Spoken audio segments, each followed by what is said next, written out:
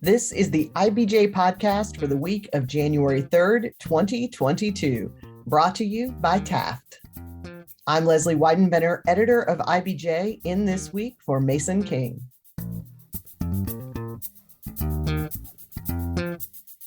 This is the first week of January in a new year, but we're going to use this time to talk about 2021, and we're going to explore the year by looking at the people IBJ has named its newsmakers of the year. I'm joined by some top-notch IBJ journalists to talk about the headlines and the headliners. Here's our conversation. I'm excited today to be joined by three of our great IBJ staff members. We have Dave Lindquist, who covers retail and the arts for IBJ. Welcome, Dave. Thanks, Leslie. It's good to be here. And we have Mickey Shuey, who is our real estate reporter, also covers the business of sports and tourism. Hi, Mickey. Hi, thanks for having me. And Greg Weaver, our managing editor, who is a longtime political editor and came to us earlier this year. Hi, Greg. Hi, thanks for having me, Leslie. So I thought we could structure today's discussion about the past year by looking at the newsmakers that IBJ named in just the last few days. So IBJ has always done a year in review and talked about or written about some of the people who were in the news. But this year we formalized that a little bit and named actual newsmakers. I think it's really important to say from the outset that we focused on people that made a positive impact in some way on business or in the community. There are certainly lots of options for newsmakers if we wanted to go with folks who were just in the news, but that wasn't what we decided to do for our year in review, which is part of the book, which we used to call the Book of Lists. Now it's just the book. So let's go through some of those folks and use that to talk about the year. And we'll start with our actual newsmaker of the year, who was Ryan Vaughn, who is the president of the Indiana Sports Corp. Mickey, you cover sports and the NCAA, and so I think you can tell us, why was Ryan Vaughn the newsmaker of the year? Well, there's many things to list off for that, not the least of which is the fact that he led the charge to bring the entire NCAA men's basketball tournament to Indiana, most of which in Indianapolis. First time that has ever happened in tournament history that a single state has hosted the entire tournament. And it came at a time where Indianapolis was really looking to make its mark during the height of COVID. It showed the trust that the NCAA has in Indianapolis to pull off big events. I mean, the city's already hosted 7 or 8 Final Fours, and this was certainly the biggest event that they've ever entrusted Indianapolis with, and he and his team and the host committee really pulled off something that not a lot of other cities arguably could have done. This, of course, was the result of COVID. This was a response to the pandemic. The NCAA decided it could control the situation much better if it put everything in one place, more or less one place, rather than being spread out across the country for the various rounds. And so that meant a sort of bubble environment. Greg, how did the city of Indianapolis do in terms of pulling off this tournament? Oh, I think the city did really well, and that only serves to increase and enhance its reputation that it can host these kinds of events even during a pandemic. And that's become increasingly important as the pandemic has dragged on. And so it'll serve the city well, even in the coming months, as we continue to try to figure out how to navigate and maneuver, through the pandemic itself. Dave, you cover retail. You joined IBJ in late in the year, and so you were not covering this tournament or the impact on retailers. But I wondered if you have any thoughts about what it meant to businesses in Indianapolis to be able to host this event. Did it provide at least some lift?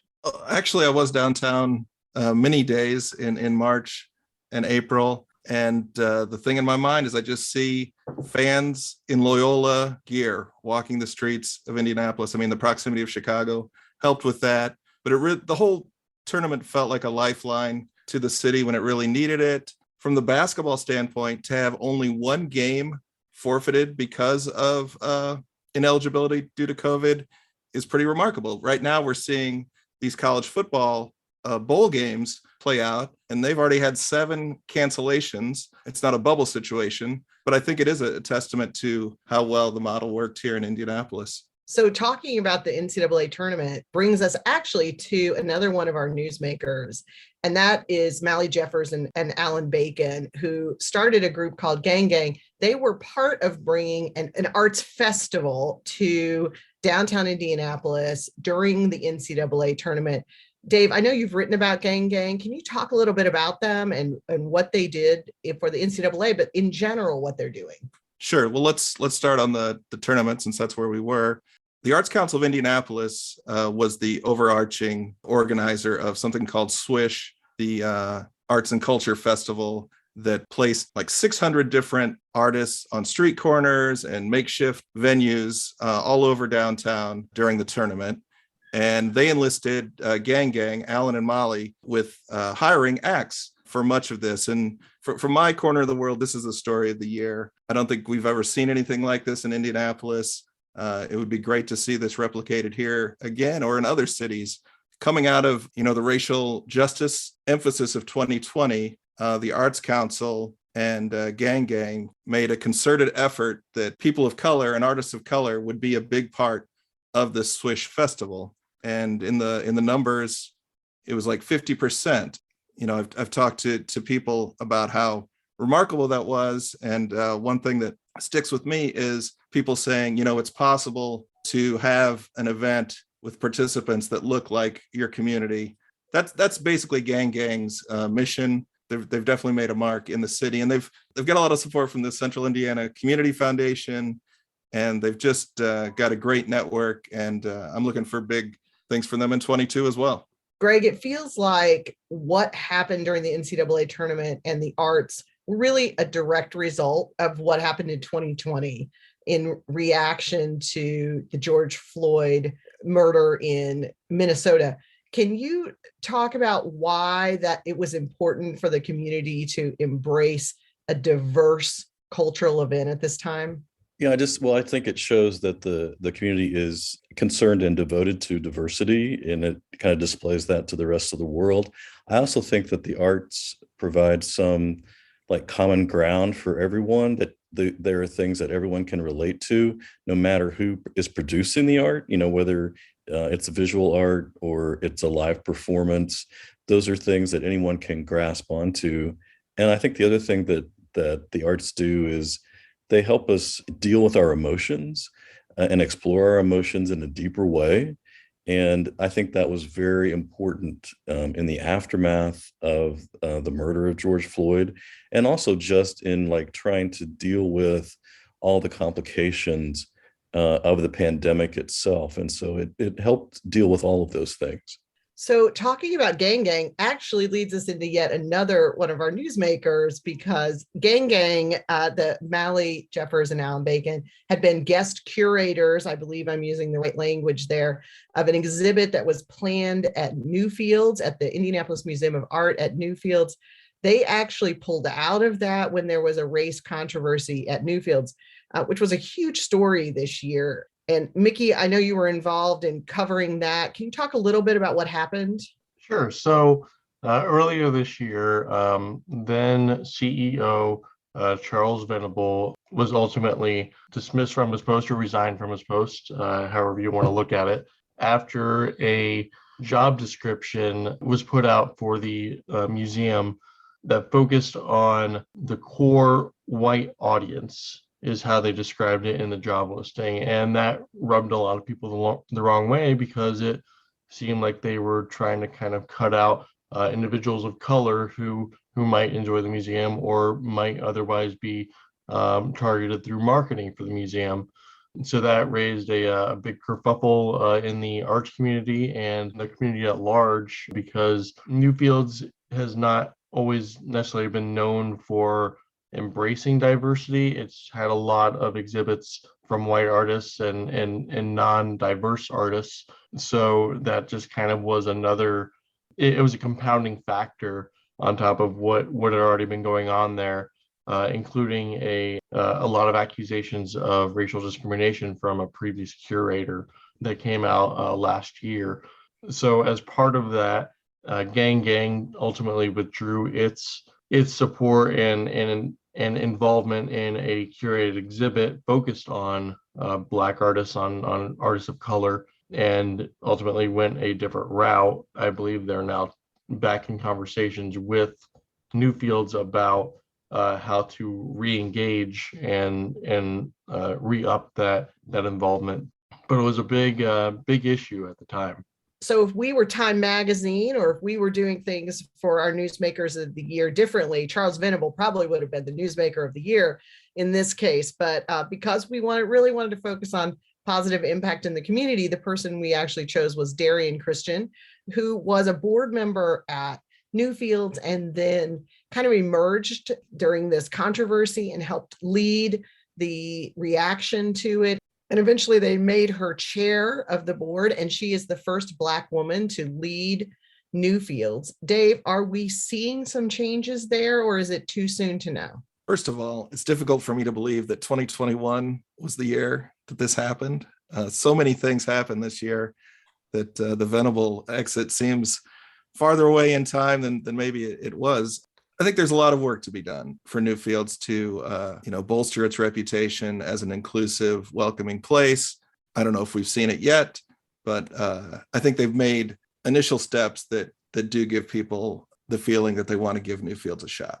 So I think we might be done with the connectedness of all of our various newsmakers, but I'm going to give this one a shot in that just as Darian Christian was the first Black woman to lead Newfields, Pamela Whitten is the first woman to lead Indiana University. In IU's long storied history, Pam Whitten is the first woman to serve as president. And that alone really made her a Newsmaker of the Year. Again, we need a little time to see how she's going to change the university. But Greg, why did the IU board say they went with Pam Whitten, who had been the president of Kennesaw State University, not a school that falls off the tongue of most Hoosiers? Yeah, well, I think a lot of it did have to do with her experience in dealing with issues of diversity and inclusion. And as you noted, first of all, she's a woman, and the university made a statement, I think, by picking a woman to lead the school for the first time. But then beyond that, she dealt with some racial issues at Kennesaw and handled them well. And I think that also elevated her in the eyes of the Board of Trustees. And then, I think she's also very focused on students and the student experience. And she has, a wealth of knowledge in telemedicine and telehealth. And I think that will only serve to elevate, the already storied IU School of Medicine. As we look to the future of Pam Whitten's time as president of IU, I think one of the things that really stands out as an issue for the school is what to do long-term about IUPUI. IUPUI has a little bit of an identity problem. IU is actually completely in charge of IUPUI. Purdue actually has very little to do with it, but is wrapped up in the name. Greg, do you see, especially with Mitch Daniels at Purdue right now, and probably not for a lot longer, do you see that there could be a change at IUPUI? And what would be the reasons for IU to consider it? Well, I think you've already seen some change in terms of just the approach and the focus of President Whitten. I think it's very clear that she's probably spending roughly half her time in Indianapolis and the other half in Bloomington. And I think, previous administrations had left the running of IUPUI largely to the chancellor. So she's definitely going to be more involved in shaping what IUPUI is going to look like going forward. But I also think that there's a great opportunity to brand IUPUI in a more forceful way to, let people know that, it's not just a branch campus of IU Bloomington, but it has the School of Medicine, it has the School of Dentistry, it has a School of Law. It is a huge presence in the city. And I think, through its academic research and even, also through its sports teams, there's an opportunity to elevate its presence nationally, but also to make it more of a force in the city of Indianapolis itself. Yep, because of the nature of the school, it's the biggest university in Indianapolis, and yet there's nothing about Indianapolis that feels like it has really a major university. Dave, do you think that elevating the position of IUPUI would be a help to the city of Indianapolis in many ways, across all spectrums? This is an exciting concept that I really haven't thought of. When I think of a twin city or a sister city or a similar city to Indianapolis, I always think of Columbus, Ohio. And what does Columbus, Ohio have that Indianapolis doesn't have? They have the Ohio State University. Certainly, Butler's stature is elevated in Indianapolis when their sports teams do well.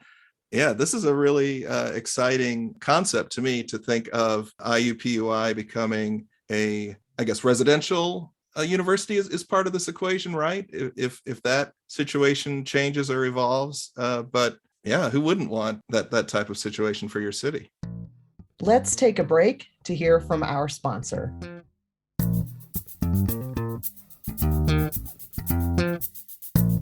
Taft, today's modern law firm. With more than 625 attorneys across 11 offices, we provide solutions to the business issues facing middle market and emerging companies alike. We do this through a highly collaborative and inclusive team approach. Taft, the modern law firm. To learn more, visit taftlaw.com.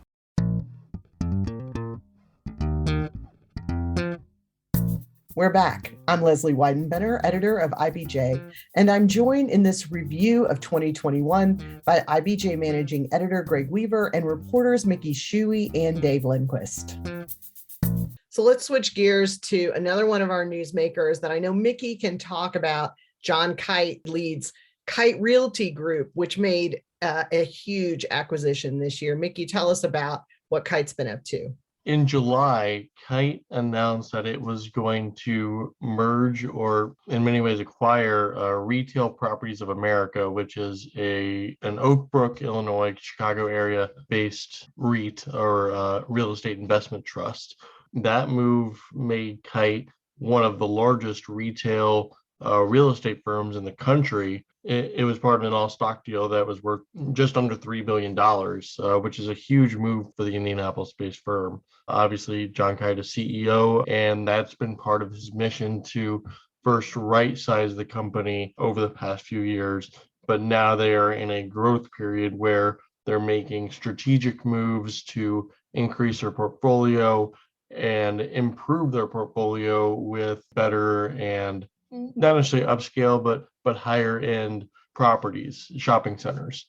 So this is definitely a big move for them, and it comes at the same time that they're continuing to invest in Indianapolis as well, in a variety of properties they have, including Glendale Town Center by Broad Ripple. So, Mickey, I think one of the most exciting things about this is that the headquarters stays in Indianapolis. That gives Indianapolis two of the largest retail companies in the country, and the executives stay. John Kite remains the leader of the combined company. After the acquisition, Kite has 185 shopping centers that total 32 million square feet, and that's nothing to scoff at. That's a lot of space, particularly in the retail market right now. The big challenge that they have is figuring out how they utilize all that space, particularly as we try and exit this pandemic, because as we all know, a lot of retailers have gone out and there's been a lot of rethinking of how retail space is used. So the biggest challenge that they're going to have will be how to activate that space and how to make it a long-lasting move. So I'm going to take a stab at talking about one of our other newsmakers, because I don't think on this group we have a SPAC expert. Our SPAC experts weren't able to join us today, but Bob Lakin is one of our newsmakers of the year. And Bob is part of, I guess you could call it a little bit of a craze that started taking place in 2020, continued into 2021, and is cooling off a little bit. And so a SPAC, a special purpose acquisition company, is a firm that is created. It's a public company that's created by selling shares, but it doesn't own anything. And a SPAC is looking for a company to acquire. and take public through essentially a backdoor. And so Bob got a group together that raised $100 million. This is in 2020 on their original venture called Novus Capital. And they used that money to acquire App Harvest and take that company public. That's a Lexington company. And then this year, he did a second SPAC raising $288 million.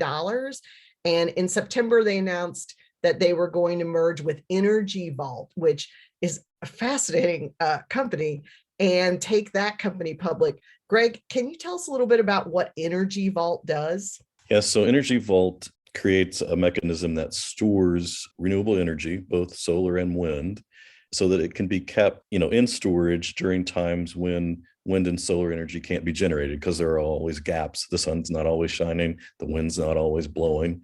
And so these storage units will help fill in those gaps and make renewable energy more reliable across the country. And so it's a really exciting venture. There are a couple other companies out there that are trying to do the same thing, but whoever harnesses that is going to become a major force. We talked to Bob just a couple months ago, and he said he's not sure when his next SPAC will be. The whole industry has cooled off a little bit. It just got so crazy that I think prices got driven up. And so he's waiting to see what his next move will be. So we'll be keeping an eye on that.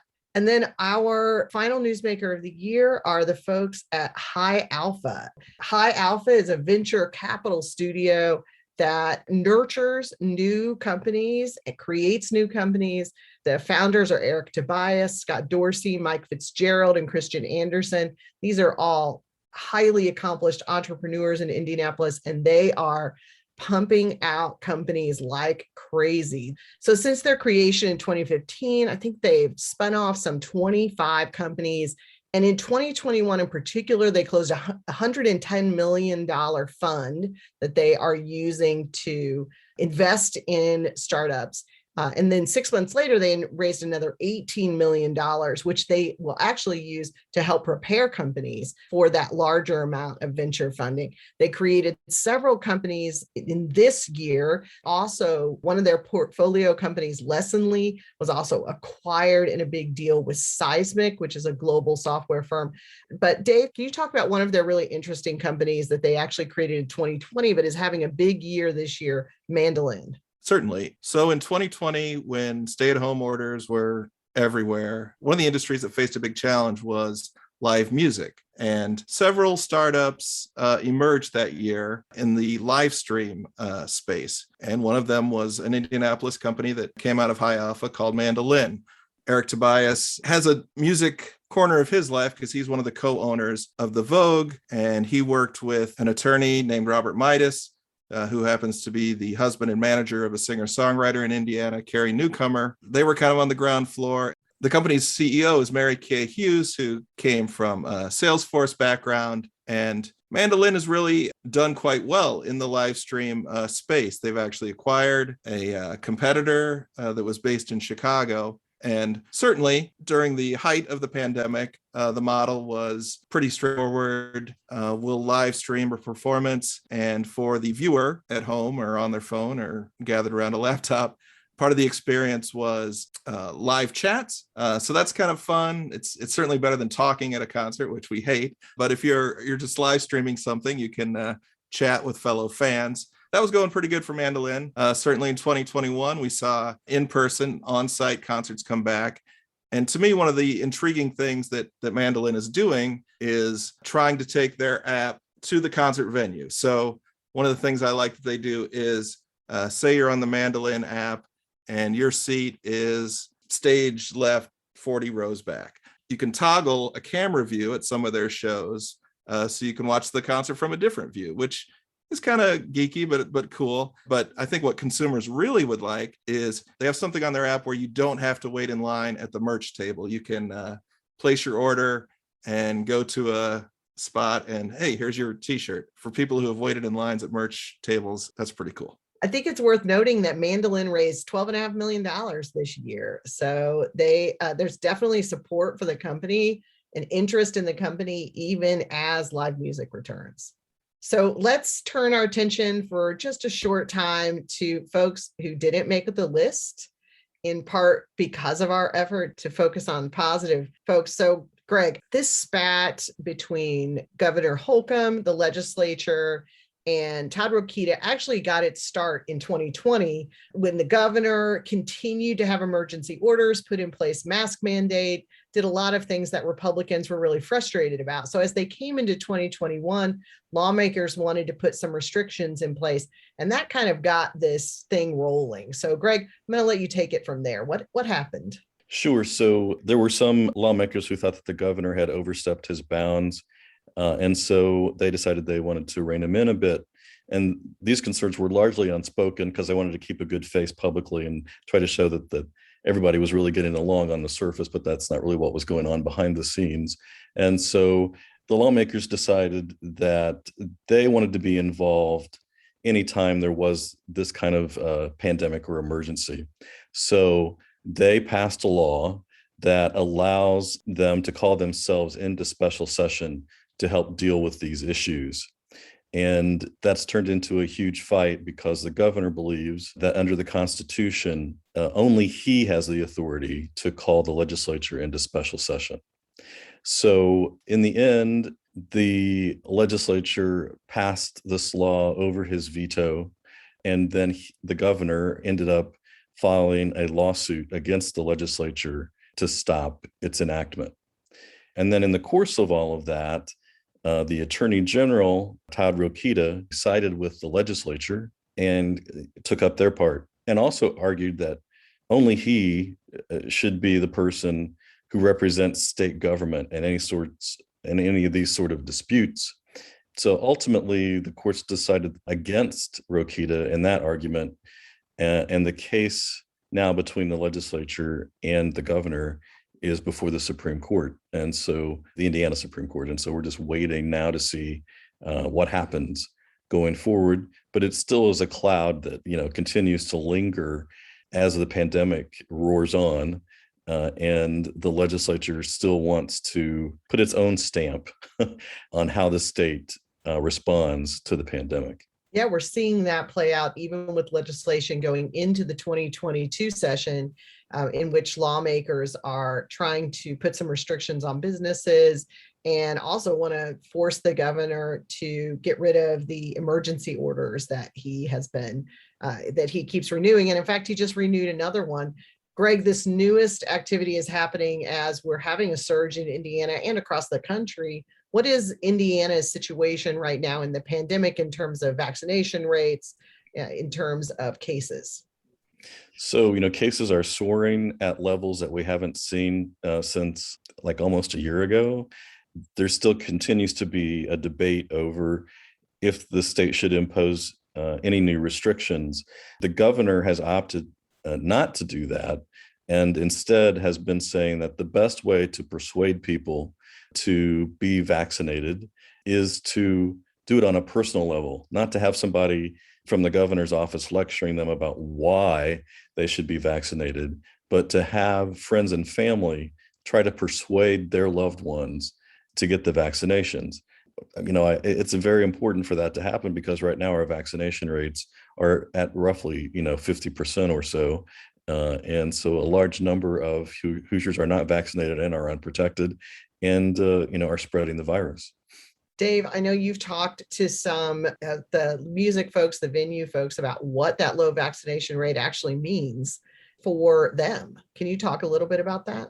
Yes. I mean, this is a situation where it's a very practical anecdote. In the concert industry, for tours to travel from state to state and stay on the road and active, it's the artists that are basically demanding of venues, you need to have a health check policy, which means either the person who comes to the show is vaccinated or shows a proof of a negative COVID test within 48 or 72 hours. I've seen people say, oh, these venues are doing it to themselves with these health checks. And actually, it's the artists who are on the road that want to go into a room and feel like they are playing for people who don't have COVID.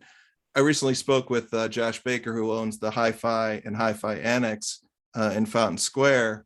And he was talking to me about like I have no political, there's no political shading to this at all. But the reality is, because Indiana's vaccination rates are languishing at around 50%, he said, when I put a show on sale, half of my audience is gone.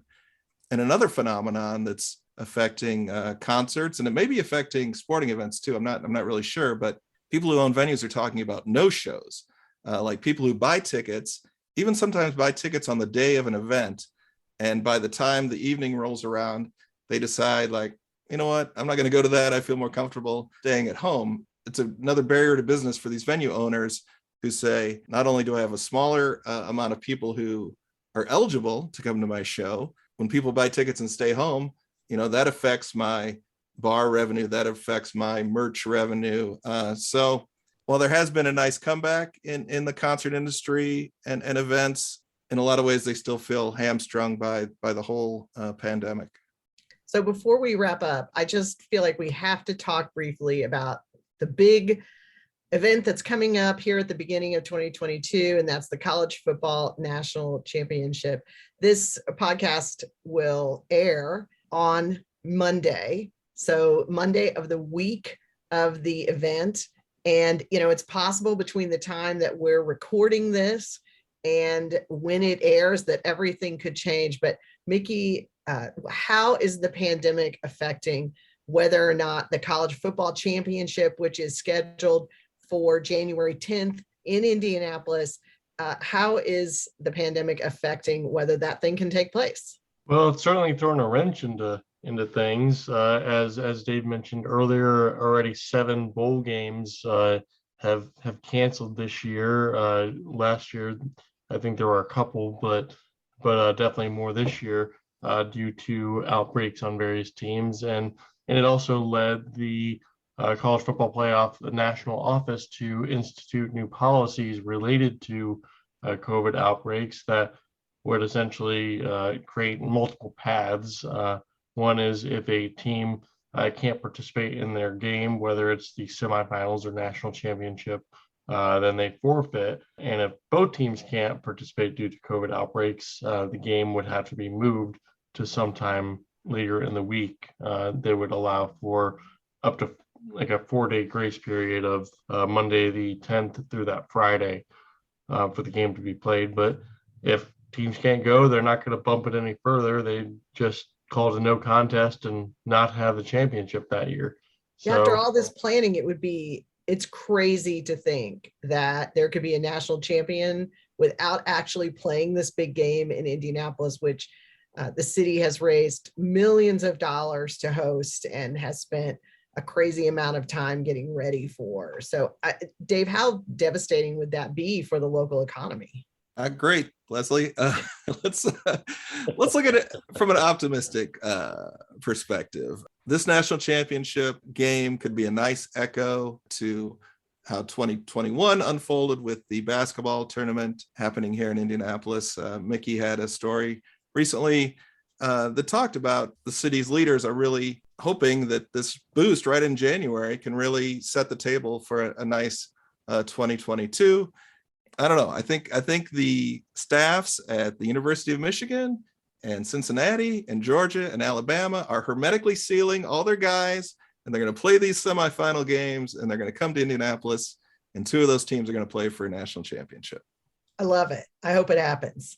Guys, thank you so much for chatting about the year. I feel incredibly grateful to have all of you on our IBJ staff, and thank you so much, and happy 2022. Thanks, Lesley. Thanks. Thanks again to Greg, Dave, and Mickey for joining me to talk about 2021. You can read more about IBJ's newsmakers and the biggest stories of last year in the latest issue of IBJ and in the book, a separate publication that subscribers will receive in their mailboxes. In addition, you'll find a story in this week's IBJ about the construction of an Indianapolis manufacturing plant that will produce medical devices for Cook Medical. Bloomington-based Cook is building the plant using only contractors and subcontractors whose owners are people of color, women, veterans, or people with disabilities. Barb Burgetts explains how Cook is making it happen. Plus, Sam Stahl has a story about spending in the home renovation industry. The lockdown in 2020 led many homeowners to make improvements like adding a home office or swimming pool. But even as the lockdown eased and some things returned to near normal in 2021, the spending on home updates has continued. You can read all of these stories and more in the latest issue of IBJ or at IBJ.com. Mason King will be back on the IBJ podcast next week. Join us again then.